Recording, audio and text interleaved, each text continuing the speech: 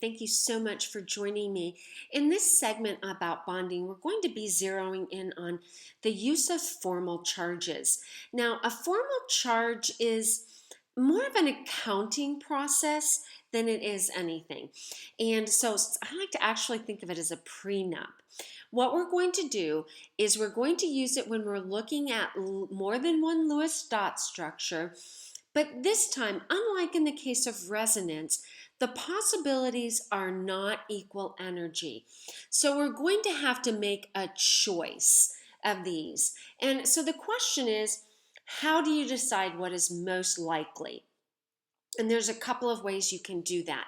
But one of the ways is to look at the formal charge. A formal charge is like a prenup.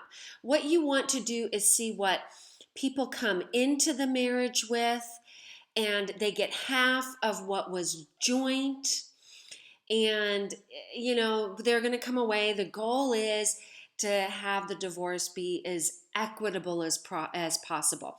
But honestly, it's an accounting process, and it works quite well. So let's give this a try. Now, in this first diagram, I want to point out, I have them drawn here, but I don't have the non-bonded electrons. So let's draw some non-bonded electrons here. And this would be the structure for the first one. And this is the left nitrogen, and that's the right nitrogen. So when we do this, let's start with this oxygen. Oxygen has 6 valence electrons. It's got 2 4 non-bonded electrons, and it gets to share half of the bonded electrons. So that's 2 4, so that's times 4. And so if we do that math, we get an oxygen of 0. Okay, so now let's take a look at the nitrogen. We'll start with the left-hand nitrogen. So this nitrogen, a little unusual. If you got used to bonding, you would look at this one and think, it's got 4 bonds. But most of these nitrogens, not all of them, have 4 bonds. So let's take a look. 5 valence electrons. There aren't any non-bonded electrons in this case, and it gets half of its bonded. So 2, 4, 6, 8. So it gets half of 8. So we get 5 minus 4. I get a +1 for the left-hand nitrogen. Now let's take a look at the right-hand nitrogen. This time I have, again, 5 electrons, but this time there are non-bonded electrons. There are 4 non-bonded electrons and half of the 2 4 bonded electrons, and we would get a -1 for that nitrogen. So that gives you an idea. Let's do one more, and then I'm just going to put up the results. Again, always make sure, usually on an AP test you would be prompted to complete this, but you always want to make sure you complete your Lewis dot structures. Okay. So the left-hand nitrogen has 5 minus 4 non-bonded, half of the bonded, 2 4, 2 bonds, 4 electrons. And so we get a -1 for that nitrogen. Notice this nitrogen's identical, so that's also going to be a -1. And let's take a look at our oxygen.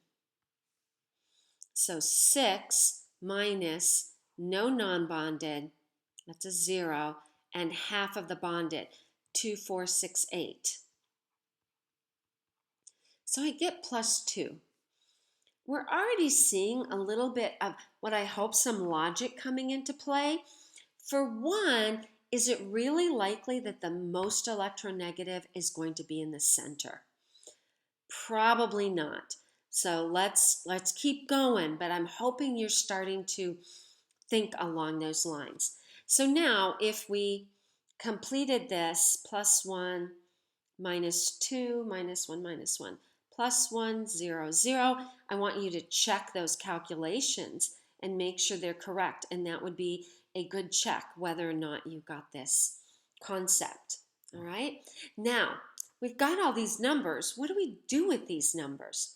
Well, the most stable structure will typically have formal charges as close to zero as possible. So let's eliminate the ones that are clearly not close to zero. That has a plus 2, that has a plus 2, that has a plus 2, and a minus 2. Okay, that has a minus 2. So these two structures overall are closer to zero for each one. Now, let's compare between this and this using our second criterion. If we have a negative charge, it should be on the most electronegative atom, which is our oxygen atom. So if we're going to have a negative, we want it on oxygen, and that's this case. So this is our most likely or predicted structure using formal charges. Shows up on AP tests, shows up, I believe, on the IB. I'll double check those objectives, and will certainly show up in college. Thanks for joining me.